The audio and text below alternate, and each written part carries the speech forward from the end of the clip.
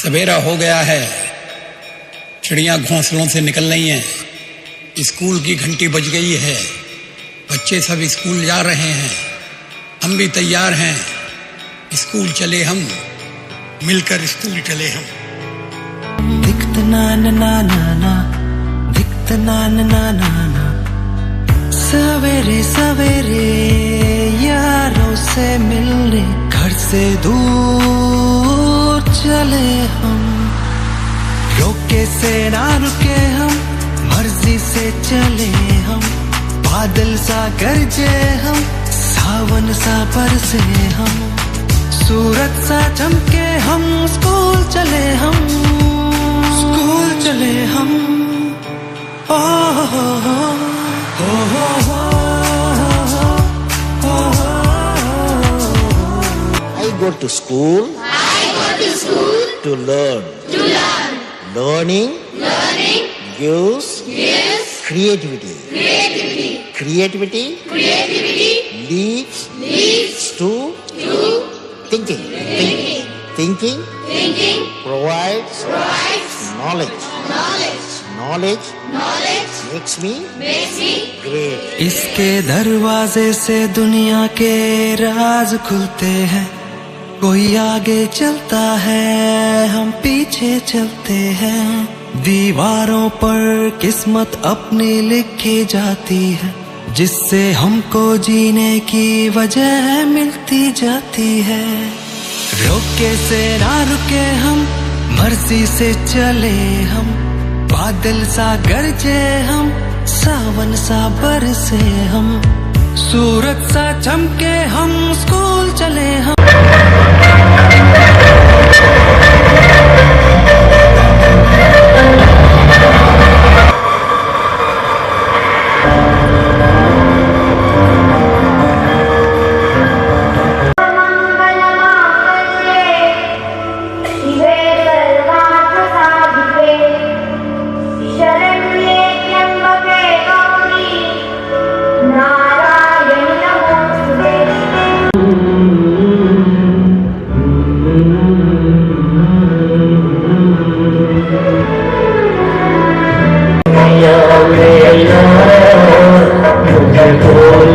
चलना सिखाया वो मात पिता तुम्हें बंधन, मैंने किस्मत से तुम्हें पाया, जिस दुनिया में लाया, मुझे बोलना चलना सिखाया वो मात पिता तुम्हें बंधन, मैंने किस्मत से तुम्हें पाया।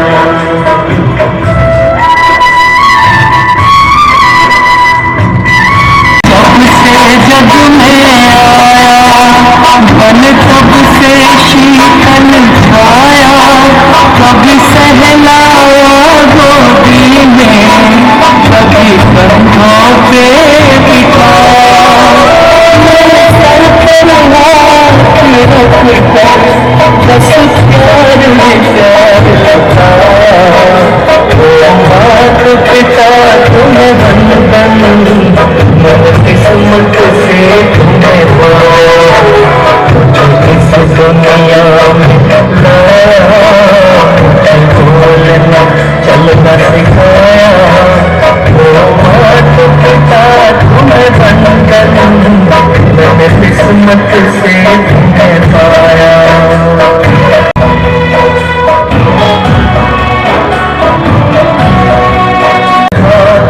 सर चल पाओ, इस लायक तुमने किया है, कहीं हाथ नहीं पड़ाओ, मुझे तुमने इतना दिया है, मुझे जग की रीत सिखाई, मुझे धर्म का पाठ पढ़ाया, वो मात पिता तुम्हें बंधन, मैंने किस्मत से तुम्हें पाया, दुनिया में लाया,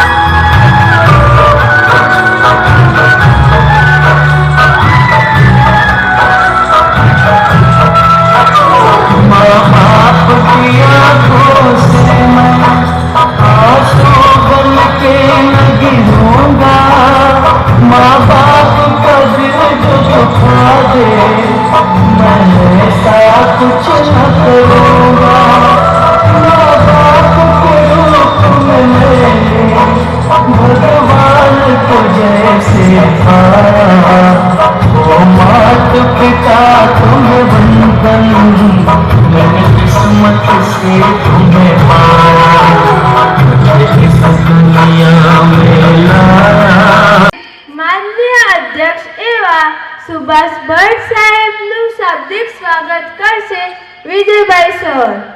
વાંચન પણ અભૂતપૂર્વ રીતે એ વધતું ગયું. જેમ જેમ સમય પસાર થાય છે તેમ તેમ ભાવનગર ની સામાજિક કોલેજમાં BA, MA, BA with English વિષય સાથે એમને પોતાનો અભ્યાસ એ આગળ વધાર્યો. અભૂતપૂર્વ શોખના કારણે તેઓ એક કટાર લેખક તરીકે પણ વિકસાયેલા છે. નવનીત સમર્પણ સામાજિકના પ્રથમ પાને રસ ઝરતી તરમોળ કરતી એવી અનહદ બાણી લખે છે કે જે આજે પુસ્તક સ્વરૂપે સમાજને ભેટ મળેલી છે. એક નવી એ રાહ ચીંધી રહ્યા છે. તદુપરાંત મોટિવેશન સ્પીકર એવા જય વસાવડા, નેહલ ગઢવી તથા મોરારી બાપુ સાથે મળીને એ સમાજને કંઈક નવી વિચારસરણી એ આપી રહ્યા છે. એવા એમના મતે એ જ્ઞાન એ પૂરતું નથી. એમના મતે જ્ઞાન એ પૂરતું નથી. એ જ્ઞાનની અંદર તત્વ ભરેલું હોવું જોઈએ. તત્વ પણ કેવું ભરેલું હોવું જોઈએ કે જે સરવાળે સત્ય તરફ લઈ જાય. તો જ્ઞાન એ જ્ઞાન ન રહેતા એ દર્શન શાસ્ત્ર બની જાય.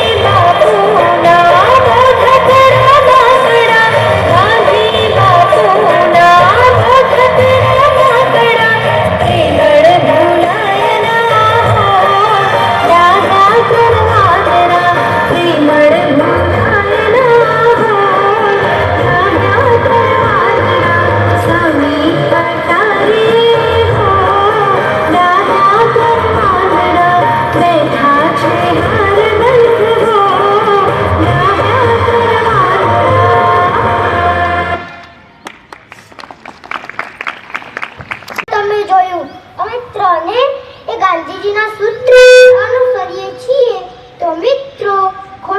બોલવું નહીં, ખોટું જોવું નહીં, ખોટું સાંભળવું નહીં.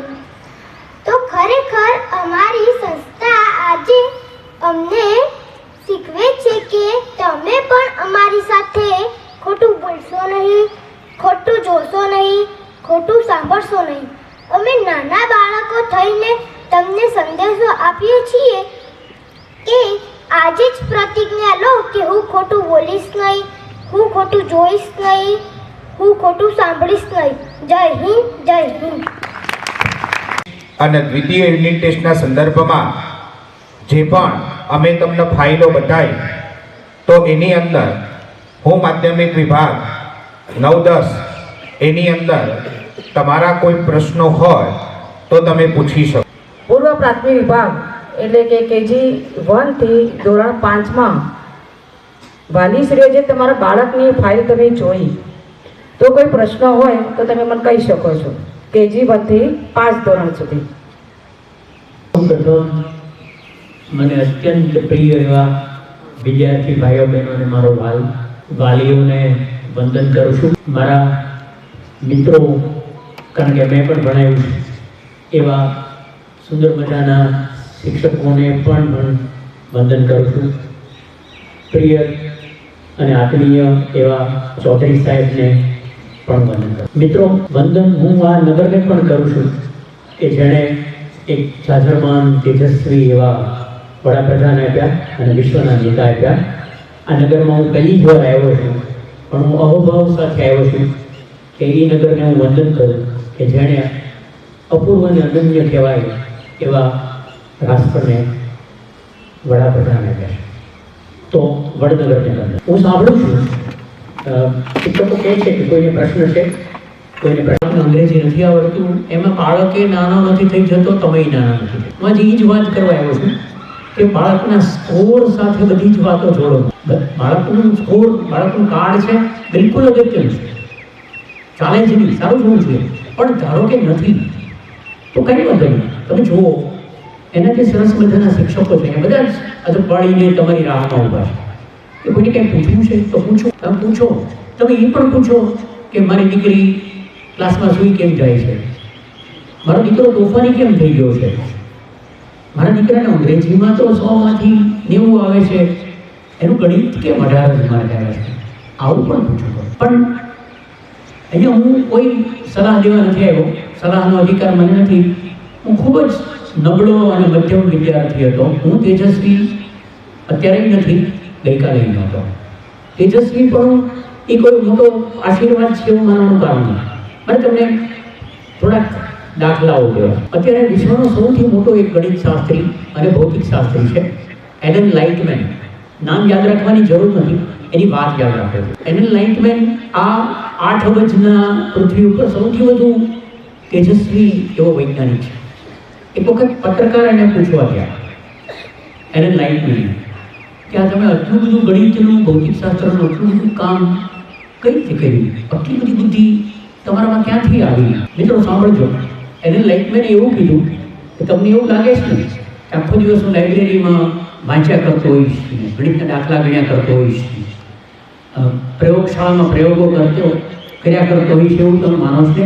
કે ના, હું તેજસ્વી એટલે થયો છું કે ચોમાસામાં ક્લાસમાંથી ભાગીને હું તળાવમાં દેડકાઓ સાથે રમવા જતો, વસંત ઋતુમાં ક્લાસ છોડી અને હું બગીચામાં પતંગિયાઓ સાથે રમવા જતો. તેજસ્વીતાને એલન લાઇટમેન કહે છે કે તેજસ્વીતાને વર્ગ સાથે જ સંબંધ છે એવું નહીં માનતા. કોઈ છોકરો છે જેને અંગ્રેજી નથી આવડતું પણ અવાજ ઉપરથી વાહનો ઓળખી જાય છે તો પ્રતિભા તો છે. કોઈ છોકરાને સમાજ વિદ્યા નથી આવડતું, કોઈકને ગુજરાતી નથી આવડતું, કોઈકને હિન્દી નથી આવડતું. તો એ રીતે હમણાં જ અમે ઓફિસમાં હું ને ચૌધરી સાહેબ બેઠા હતા ત્યારે હું આ જ વાત કરતો હતો અને મેં એમને એ જ કીધું કે કરવા જેવું કે કહેવા જેવી આ વાત છે. તો બિલકુલ એવું ન રાખો કે આ મારો છોકરો ઠોઠ છે, પછી મા બાપ છે એને પોતાના સંતાન માટે એવી શરમાવાની જરૂર પડે, બિલકુલ નહીં. દરેક તમે સમજો આખી વાતને. હું શિક્ષક તરીકે વર્ગમાં જાઉં છું તો મારા વર્ગમાં છે એ 50 વિદ્યાર્થીઓ છે. તમે બગીચામાં જાઓ છો ત્યારે તમે જુઓ છો કે આ વડલો છે, આ પીપળો છે, આ આંબો છે, આ આંબલી છે, એવા દરેક વૃક્ષોને તમે જુદા જુદા ઓળખો છો. તમે ચપ્પલની દુકાને જાઓ છો તો તમને ખબર છે કે આ સેન્ડલ મેટ્રોના છે, આ સેન્ડલ છે એ બાટાના છે. તમે જુદી જુદી જાત પણ ઓળખો છો. તમે જીન્સ જુઓ છો ત્યારે તમને ખબર પડે છે કે આ કંપનીનું જીન્સ છે, આ કંપની. તમે દરેક વસ્તુને અલગ અલગ જુદી જુદી ઓળખી શકો છો, જોઈ શકો છો. તમારા વર્ગના બાળકોને તમે અલગ કેમ નથી જોયા? બધા તમને એક સરખા કેમ દેખાય? કોઈને ગાતા સરસ આવડે છે, કોઈને સરસ ક્રિકેટ રમતા આવડે છે. તમે સમજાય છે? કોઈ મિત્ર તરીકે મેં હંમેશા એવું જોયું છે કે પ્રવાસની અંદર વર્ગની અંદર જે તેજસ્વી છોકરાઓ હોય ને, પ્રવાસની અંદર કોઈ બીજા નવા તેજસ્વી છોકરાઓ નીકળે, જેને પંખીઓનો અવાજની ખબર હોય, જેને સરસ દોડતા આવડતું હોય, જેને સરસ જોકેટ આવડતું હોય, આ બધી તેજસ્વીતા જ છે. કે કેટલાક બહિર્મુખી છોકરાઓ હોય, કેટલાક અંતર્મુખી હોય. તમારા પરિવારમાં પણ એવું છે. તમે 3 ભાઈ બહેન હશો તો બેન ઓછું બોલતી હશે, ભાઈ બહુ બડબડીઓ હશે, અથવા ભાઈ બહુ બોલતો હશે, બેન બહુ બોલતી હશે. એવું બની છે. બેનને બાળના જીવનમાં રસ છે, ભાઈને શરમાળ છે, ઘરે જ રહેવું છે. તો અંતર્મુખી અને બહારમુખી, જેને બહારના જગતમાં મજા આવે છે એ બધા બહિર્મુખી કહેવાય. જેને પોતાની અંદર જ મજા આવે છે એ બધા અંતર્મુખી કહેવાય. આવા દરેક જગ્યાએ કહો. શિક્ષકોમાં પણ એવા છે. શિક્ષકો પહેલું કામ એ કરીએ. શિક્ષકો તરીકે જો હું વાત કરું, મારા મિત્રો સાથે, મારા શિક્ષક મિત્રો સાથે જો મારે વાત કરવાની હોય તો હું એવું નક્કી કરું કે હું અંતર્મુખી અને બહિર્મુખી છોકરા છોકરીઓ કેટલા છે એને તપાસી દઉં. હું અંતર્મુખી છોકરાને ક્લાસમાંથી જઈશ નહીં. હું અંતર્મુખી છોકરાને જુદું બોલાવીશ કે બેટા કેમ થયું, તને તો સમજ વિશે સરસ આવડે, ત્યારે કહેવાય 50માંથી 11 જ મારે કહેવા આવી. હું અંગ તરીકે વાત કરીશ તો અંતર્મુખી છે, શરમાળ છે, બીજા દેખતા ઓછું બોલે છે, એ છોકરો થોડો સંવેદનશીલ છે. મારી પાસે શબ્દોની યાદી છે. લાગણીશીલ, ઉર્મિશીલ, ભાવુક, બરાબર, પરાનુભૂતિ વાળો, પ્રત્યાનુભૂતિ વાળો, શરમાળ છે, ઓછું બોલે છે, જાહેરમાં દોડાદોડ નથી કરતો, જાહેરમાં બહુ દેખાતો નથી. તો આ છોકરાઓ અંતર્મુખી છે. આવી દીકરીઓ પણ તો એને આપણે પારખીએ. તમારા વર્ગમાં તમને દેખાશે કે એક જૂથ નાનકડું એવું અંતર્મુખી છે, એક જૂથ બહિર્મુખી છે. તો બહિર્મુખીને સ્પોર્ટ્સમાં વધુ રસ હશે, અંતર્મુખીને વાંચનમાં વધારે રસ હશે, અંતર્મુખીને સંગીતમાં રસ હશે, બહિર્મુખીને ક્રિકેટમાં રસ હશે, આવું બનવાનું. તો દરેક શિક્ષક પોતાના વર્ગની અંદર બહિર્મુખી છોકરા કોણ છે અને અંતર્મુખી છોકરાઓ કોણ છે એની પર નજર ફેરવે. એની સામે આચાર્ય હોય, એ આચાર્ય પણ એવું કરી શકે કે દાખલા તરીકે આ સંસ્થામાં 25 શિક્ષકો છે તો 25 શિક્ષકોમાં 5 એવા છે કે અંતર્મુખી છે, 20 એવા છે કે જે બહિર્મુખી છે. તો આચાર્ય તરીકે દરેકે સુપરવાઇઝર હોય એની બરાબર ધ્યાન રાખવું કે અંતર્મુખી શિક્ષક મીટિંગની અંદર સૂચનો જાહેરમાં કરશે નહીં, કારણ કે શરમાય છે. કેટલાક શિક્ષકો એવું નથી કે એને ખબર નથી પડે, એને ખબર પડે છે કે એને પૂછવામાં આવે તો જ જવાબ આપે એવા શરમાળ શિક્ષકો પણ હોય છે. તો આચાર્ય કે સુપરવાઇઝર એને મળે કે શું વાંધો છે બેટા, શું વાંધો છે મને કહે. તો શિક્ષક પણ કહી શકે, વિદ્યાર્થી પણ કહી શકે. પહેલી વાત અંતર્મુખી કેટલા અને બહિર્મુખી કેટલા એ તપાસે. નહીંતર શું થશે એનું હું તમને સાદું દ્રષ્ટાંત આપું. વાલીઓ આ વાતને બરાબર સમજો. તમે ધારો કે કોઈ કંપનીમાં નોકરી કરો છો, કંપનીમાં સ્ટાફમાં 25 જણા છે. એ 25માંથી 3 એવા છે કે જે અંતર્મુખી છે, જે જાહેરમાં કોઈ અભિપ્રાય નહીં આપે, અને 2 જણા એવા છે કે રાડો પાડે છે, ઊંચા અવાજે બોલે છે, પોતાની દલીલ તાકાતથી રજૂ કરે છે, બીજા કોઈને બોલવા નથી દેતા. આવા વિદ્યાર્થી પણ અને આવો સ્ટાફ પણ. તો શું થાય છે કે દાખલા તરીકે તમારા વર્ગમાં એક વિદ્યાર્થી છે જે તોફાની છે કે નકામો નથી થઈ જતો, કંઈ વાંધો નહીં. તોફાની છે એનો કેમ કે એની પાસે સરપ્લસ એનર્જી છે, બીજા કરતાં એની પાસે ઉર્જા વધારે. તો તમે એવું શોધી કાઢો કે એ સરપ્લસ એનર્જી કશાકમાં વાળી છે, એને તપાસો કે એને શેમાં રસ છે. તમને ખબર પડે કે એને પંખીઓના અવાજમાં રસ છે તો તમે એને કહો ને કે જુદા જુદા પંખીના અવાજ વધતો તો એને ગમે એવું કામ શોધો. એને તમે કહો કે લાઇબ્રેરીમાં જઈ અને તું આ કરી નાખી. લાઇબ્રેરીમાં જઈને તું જોયું કે ગાંધીજી ઉપર કેટલા પુસ્તકો છે આપણી લાઇબ્રેરીમાં, નહેરુ ઉપર કેટલા પુસ્તકો છે. તો આવું સાદું કામ અને એને એમ થશે કે મારી ઓળખ ઊભી થઈ અને છોકરો કરો. તમે બરાબર જુઓ, મા બાપ આ કરી શકે. એટલે તમારી મીટિંગની અંદર બે જણા ખૂબ બોલે છે અને એટલું બધું બોલે છે કે 80% લોકોનો સમય ખાઈ જાય. વર્ગમાં એક છોકરો તોફાની છે ધારો તો એ છોકરો છે કે જ્યારે વર્ગ શિક્ષક પીરિયડ લેવા આવે, વિષય શિક્ષક પીરિયડ લેવા આવે ત્યારે એ ખૂબ તોફાન કરે છે. એ પણ જોવે કે એમાં ઇન્ટ્રોવર્ટ ટીચર્સ કેટલા છે, શિક્ષકને જોવે કે એના વર્ગમાં બીજા કેવા છે. આ એક વાત. એક બીજી વાત મને સૂઝે છે કે બાળકોને કોઈ વનમાં ગયા હોય એમ તમે કેમ ન જોઈ શકો, અને સફળતા અને નિષ્ફળતા હું તમને બરાબર સમજાવું. કરીશ તો તને 2 વાર વધુ મળશે અને ઓલા કરતાં તને વધુ માર્ક આવશે. આપણે એને સ્પર્ધા શીખવીએ છીએ. આ સ્પર્ધા મુશ્કેલી ઊભી કરે છે, છોકરો હતાશ રહે છે. છોકરાની શેરીમાં એનો પાડોશીમાં ભણતો કોઈ છોકરો છે, 95 માર્ક આવે છે, છોકરાને 91 આવે છે. 91 આવ્યા પછી છોકરાને મજા નથી આવી કારણ કે એને 95 નથી આવ્યા. આ સ્પર્ધા છે એ છોકરાને હતાશ કરશે, નિરાશ કરશે. ધીરે ધીરે છોકરાને અભ્યાસમાંથી રસ મેળવશે. વિદ્યાર્થીઓ છે, વાલીઓ પણ આ વાત બરાબર સાંભળે. મારા વર્ગમાં 100 વિદ્યાર્થીઓ છે, એમાં પહેલો, બીજો ને ત્રીજો નંબર કેટલા જણા આવે ખબર છે? 3 જણા. પહેલો, બીજો ને ત્રીજો. હવે સમાજ છે એ 3નો નથી બનતો, પેલા 97નો બને છે. બરાબર સમજો. સમાજ સફળ લોકોનો નથી બનતો, સમાજ નિષ્ફળ લોકોનો બને છે. સમાજમાં સફળ લોકો તો આંગળીને ગણે. અંબાણી, અદાણી તો રાષ્ટ્રમાં 1 કે 2, ટાટા, રતન ટાટા 1-2 જ હોય, ઉદ્યોગપતિ 2-5 જ હોય. સામાન્ય માણસો બહુ છે. તો તમને સમજાય છે કે સમાજ છે 1, 2 ને 3 નંબરોનો બનતો નથી. પહેલો આવેલો, બીજો આવેલો, ત્રીજો આવેલો સમાજ બનાવતો નથી. સમાજ તો બાકીના 97નો બને છે. તો આપણે એક નિષ્ફળ સમાજ બનાવીએ છીએ કે જે રાજી નથી. અને જ્યારે પણ કાર્યક્રમમાં ફંક્શન થાય ત્યારે આપણે પહેલા, બીજા, ત્રીજાને ઊભા રાખીએ છીએ અને એને પુષ્પગુચ્છ આપીએ છીએ અને એને ઇનામ આપીએ છીએ. એટલે બાકીના છોકરાઓ તાળી પાડે છે. એને એમ થાય છે કે આ સમાજમાં મારું કોઈ સ્થાન નથી. કોઈ પણ સ્કૂલ માત્ર સફળ વિદ્યાર્થીઓની હોય નહીં. શિક્ષકોમાં પણ એવું બને કે મને કંઈ ગણિત ક્યારેય નથી આવડતું. હું ચૌધરી સાહેબને કહેતો હતો કે મને 3 આંકડાવાળા સરવાળા આવડતા નથી. મને અંગ્રેજી આવડે છે, મને ભાષા આવડે છે, મને વિચારમાં રસ છે, ગણિતમાં રસ નથી. તો દરેકમાં એવું હોય. તો તમારો છોકરો છે 1, 2, 3માં ન હોય એટલે એ નકામો ન થઈ જાય. બીજી એક વાત એ છે કે આપણે છોકરાઓને ખોટી રીતે પ્રોત્સાહિત કરતા હોય છે. હું તમને સમજાવું. દીકરી સવારે એમ કે પપ્પા આજે મને ઢોસો ખાવા લઈ જાઉં. બરાબર સાંભળજો મિત્રો. પપ્પા મને આજે ઢોસો ખાવા લઈ જાઉં. તો પપ્પા એમ કે તારો આજે ટેસ્ટ છે ને, સ્વાધ્યાયમાં ત્યારે 20માંથી 18 આવે તો હું તને લઈ જઈશ.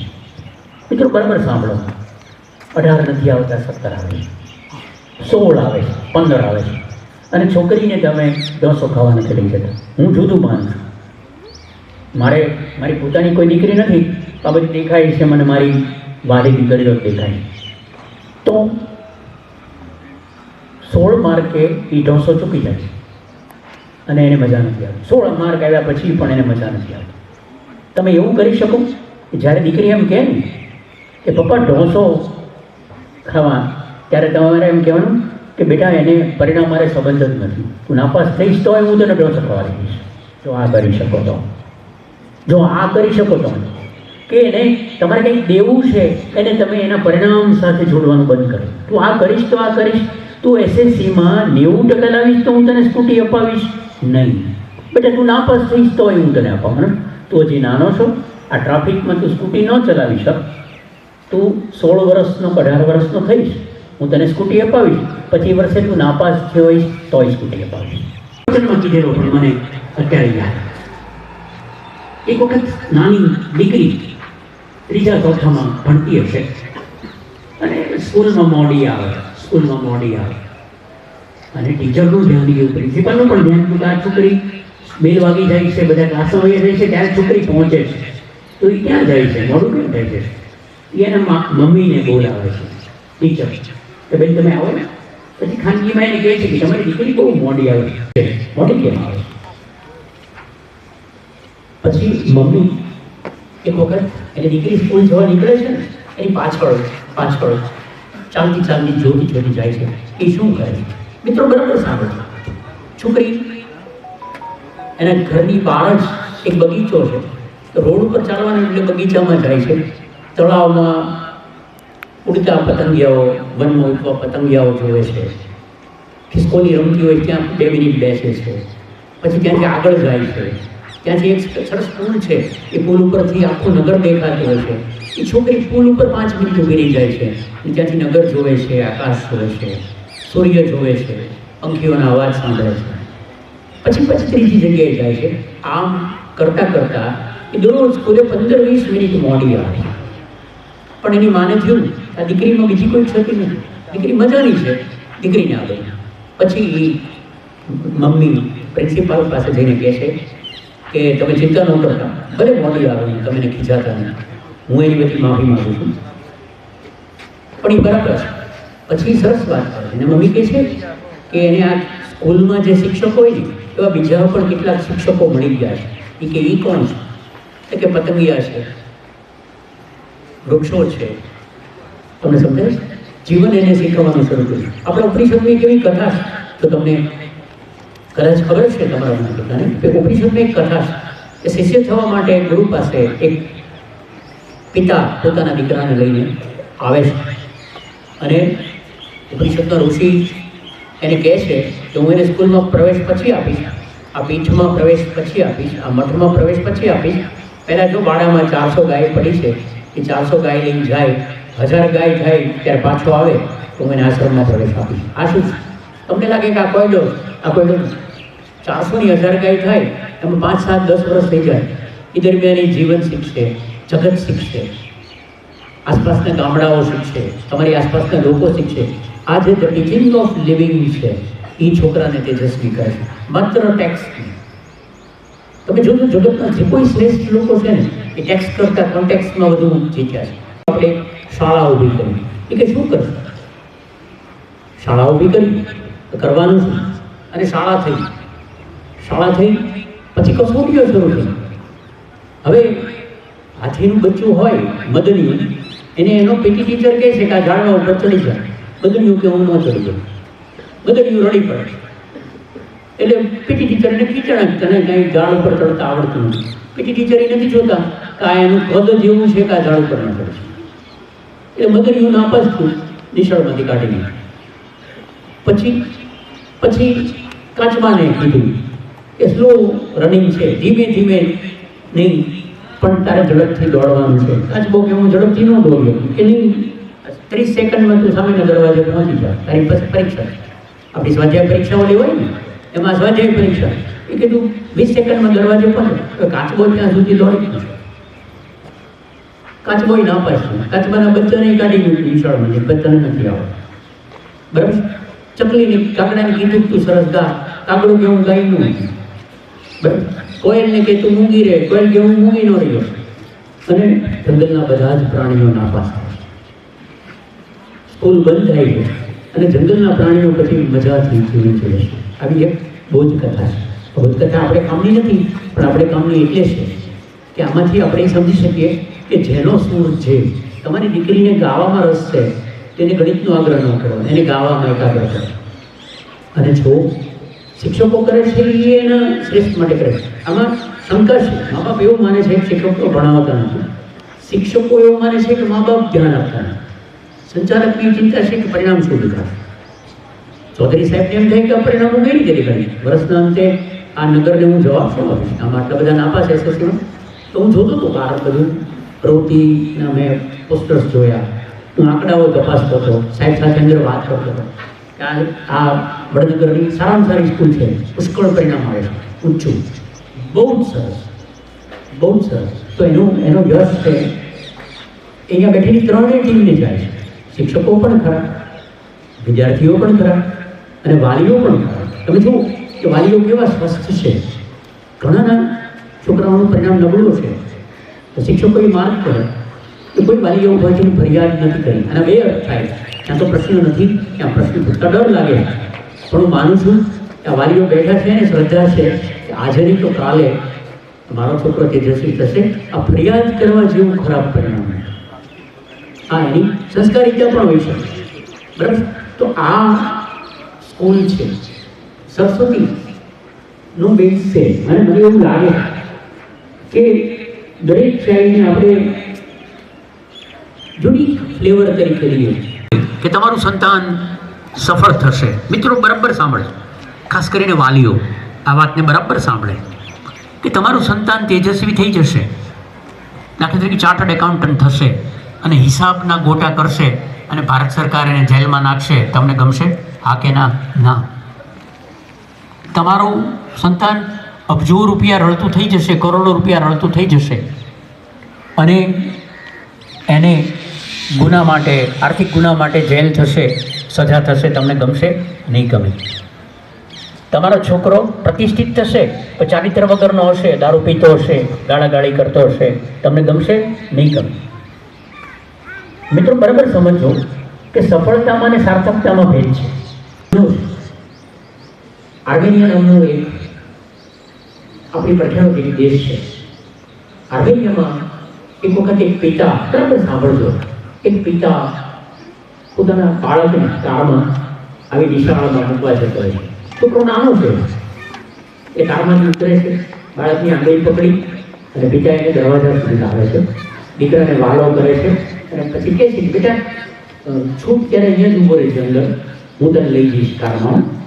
અને બાળક આગો પછી પિતા એને વાલો કરીને કહે છે બેટા કાંઈ મુશ્કેલીની ચિંતા ન કરતો, હું તારી સાથે, આઈ એમ ધેર વિથ યુ, હું તારી સાથે છું. આ આશ્વાસન. પિતા જાય છે, પિતા ઓફિસે પહોંચે છે, ત્યાં જ આર્મેનિયાના 500 વર્ષના ઇતિહાસમાં કોઈ દિવસમાં આવ્યો હોય તો જબરદસ્ત ધરતીકંપ આવે છે. મિત્રો જબરદસ્ત ધરતીકંપ, અને આખું આર્મેનિયા આમ ઢગલો થઈ જાય, બધા મોટા મોટી ઇમારતો હોય ભેગી થઈ જાય, સ્કૂલ પણ કરી જાય. પિતા ચિંતા સાથે દીકરાની સ્કૂલમાં પાછો આવે પણ જોવે છે કે 3 માળની સ્કૂલ ઢગલો થઈ ગઈ છે અને છોકરો કે દેખાતો નથી. એનો અર્થ વર્ગખંડો દટાઈ ગયા છે અને દટાઈ ગયેલા વર્ગખંડો એટલે બાળક મરી ગયું હશે એમ જ માને છે. પિતાને ત્યાં રડી પડે છે. પિતાને તોય એમ થાય છે એના દીકરાનો વર્ગ છે એ તો ઢગલો થઈ ગયો છે, પણ પિતા ઈંટ ઊંચી કરવા માંગે છે. એટલે 2-4-5 જણા બચ્યા છે જે બહાર ઊભા છે, એ કહે છે કે તો બચ્યું એવું લાગતું નથી, આ વર્ગખંડ પર આખો માળ એની અંદર પડ્યો છે એટલે આ વર્ગ તો સાવ દટાઈ છે. પણ તોય પિતા ઈંટો કાઢતા જાય છે, કાટમાળ ખસેડતા જાય છે. સાંજ પડી જાય છે, અંધારું થઈ જાય છે. બધા કહે છે, રડતો રડતો એનો પિતા ક્લાસની ઈંટો દૂર કરતો હોય છે, તેની મારો દીકરો મર્યો નહીં. બરાબર સાંભળશે. અને પછી ધીમે નીચે ઈંટ ઊંચી કરે છે ત્યારે નીચેથી એના દીકરાનો અવાજ આવે કે ઇઝ ઇટ યુ બેબી? પપ્પા તમે શું? એ કે હા બેટા. અર્બન જેનું નામ છે બાળકનું, અર્બન, આર્મેનિયન છોકરો.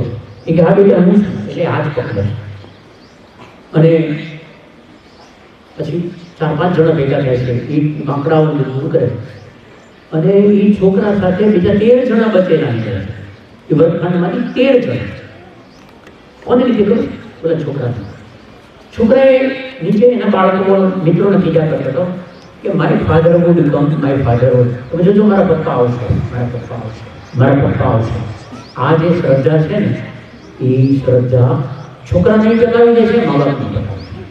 એટલે દરેક બાળકને શિક્ષક પણ ખાતરી આપે કે બેટા આઈ એમ ધેર વિથ યુ, હું તારી સાથે છું. 20 આવે, 98 માર્ક આવે, 2 કિસ્સામાં હું તારી સાથે છું. એવું પિતા પણ કે, માતા પણ કે, આચાર્ય છે એ શિક્ષકોને કે, શિક્ષકો વિદ્યાર્થીઓને કે, વિદ્યાર્થીઓ નિરાંતે ભણે. આ સંસ્થા દર વખતની જેમ જ વધુ ઊંચું પરિણામ લાવે, જબરદસ્ત ઊંચું પરિણામ લાવે. અને મેં કીધું એમ માત્ર સફળતાની સાર્થકતા, માત્ર ગતિની દિશા, માત્ર વ્યક્તિત્વની ચારિત્ર, અને આ ત્રણેયનું શ્રેષ્ઠ ઉદાહરણ જો આપ્યું હોય તો આ નગરે જ આપ્યું છે, વડનગરે આપ્યું છે. આવા જાજરમાં એવા વડાપ્રધાન આપણને આ જ ગામે આપ્યા છે. આ ગામ પાસે માત્ર ભારતની દુનિયાના બધા દેશો અપેક્ષા રાખે કે આ નાના એવા ગામમાંથી પાછો કોઈ બીજો જાજરમાન માણસ આવશે. તો હું એ પ્રાર્થના કરું અને હું બાંહેધરી પણ આપું કે ચોક્કસ આ સંસ્થા પ્રેરણા આપતી સંસ્થા છે, પ્રેરણા જ છે. તો અહીંયાથી બીજા જાજરમાન છોકરાઓ છોકરીઓ દીકરાઓ અને દીકરીઓ નીકળે અને આ સંસ્થાની પ્રતિષ્ઠા વધારે, મા બાપની વધારે, ચારિત્ર અને વ્યક્તિત્વનું અદ્ભુત નમૂનો આ સંસ્થામાંથી આવે એવી પ્રાર્થના કરું છું. Thank you. આટલો સમય સુધી જે આ વાલી બધા પોતાના બાળકને પરિણામ જોવા માટે આવ્યા છે તેમનો હૃદયપૂર્વક આ શાળા પરિવાર વતી આભાર માનું છું. તે પછી આપણી સમક્ષ ઉપસ્થિત એવા મહેમાનશ્રીનું હું આભાર માનીશ કે તેમને પોતાના વિચારો આપણી સમક્ષ રજૂ કરી અને આપણને એવા અંતર્મુખી અને બહિર્મુખી ઉદાહરણ દ્વારા બાળકો કેવા છે તે આપણને સારી રીતે સમજાવ્યા. એ બદલ મહેમાનશ્રીનો ખૂબ ખૂબ આભાર. તેમજ આ સમગ્ર જે વાલી મિટિંગ છે તેને એક કેમેરાની અંદર કેદ કર્યા એવા આપણા કેમેરામેનને હું આભાર વ્યક્ત કરું છું. તેમજ શિક્ષક ગણ અને આપણા જે તમામ આચાર્યશ્રીઓ છે એમનો હું હૃદયપૂર્વક આભાર વ્યક્ત કરું છું. તેમજ આ કાર્યક્રમને સફળ બનાવવા માટે આપણા એવા માધુભાઈ સાહેબનો હું ખૂબ ખૂબ આભાર માનું છું. અસ્તુ. જય હિન્દ, જય ભારત.